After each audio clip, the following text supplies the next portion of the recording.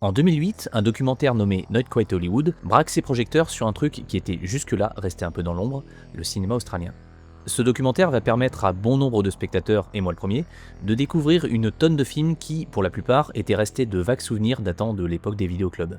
En racontant l'histoire méconnue du cinéma d'exploitation australien, Not Quite Hollywood lui donne par la même occasion un nom, Ozploitation.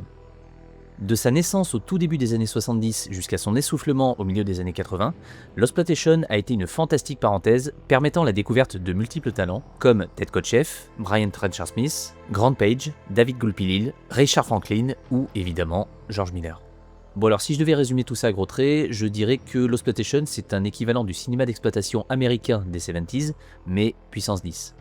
Les scènes de bagarre sont encore plus violentes, les filles encore plus à poil, l'humour est au ras des pâquerettes, mais surtout, mentalité australienne oblige, les cascades et les courses-poursuites en bagnole sont parmi les plus spectaculaires au monde, car dans le désert australien, pas besoin d'autorisation de tournage, il suffit de prendre sa voiture et de mettre le pied au plancher. À ce niveau, le grand public connaît évidemment Mad Max, mais c'est vraiment l'arbre qui cache la forêt, et je vous encourage vraiment à découvrir Not Quite Hollywood, ne serait-ce que pour halluciner complètement sur le niveau de dinguerie de ces films, et à quel point c'est un miracle que certains cascadeurs de l'époque soient encore en vie. Lorsque je découvre ce documentaire, je suis fasciné, et je rattrape absolument tout ce qui me tombe sous la main. Quelques années plus tard, me sentant toujours un peu seul dans mon obsession, je décide d'en parler sur ma chaîne via une toute petite vidéo. Alors oui, c'était l'époque où on pensait qu'au-delà de 10 minutes, les gens allaient trouver ça trop long et se barrer. Heureusement, aujourd'hui, YouTube a bien changé. Par conséquent, même si cette vidéo a permis à quelques personnes de découvrir l'Ozploitation, elle reste très en surface, faute de temps pour développer tout le reste. Et oui, elle date un peu aussi, on va pas se mentir. Sauf qu'entre la publication de cette vidéo et aujourd'hui, il s'est passé beaucoup de choses.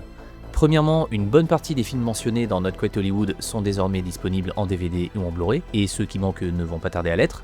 Et deuxièmement, il y a un livre qui vient de sortir sur le cinéma australien, avec tous les films mentionnés dans le documentaire, et bien d'autres encore, analysés et décortiqués dans tous les sens. Coécrit pendant plusieurs années par Julien Savès, Julien Bonnet, Élise Girard et paru chez Aardvark Éditions, Down Under Movies est LE bouquin que les fans d'Ozploitation attendaient. Et à titre perso, c'était LE bouquin que j'attendais le plus en 2025. Richement illustré et rempli d'interviews des principaux protagonistes, le livre revient sur presque 60 années de cinéma, rempli de sueur, de tôle froissée, d'aborigènes mystérieux et de bières qui coulent à flot. Et d'ailleurs, le livre ne se limite pas seulement à l'Ozploitation, puisqu'il traite aussi de films australiens normaux. Au terme de la lecture, on éprouve exactement la même sensation qu'après Not Quite Hollywood, celle d'un petit vertige, où l'on prend conscience qu'il nous reste encore beaucoup de pépites à découvrir. Bref, le livre est arrangé aux côtés de ceux de Melvin Z sur la saga Mad Max, et pour les amateurs ou les curieux, je ne saurais que trop vous recommander la lecture de ce petit pavé de 500 pages.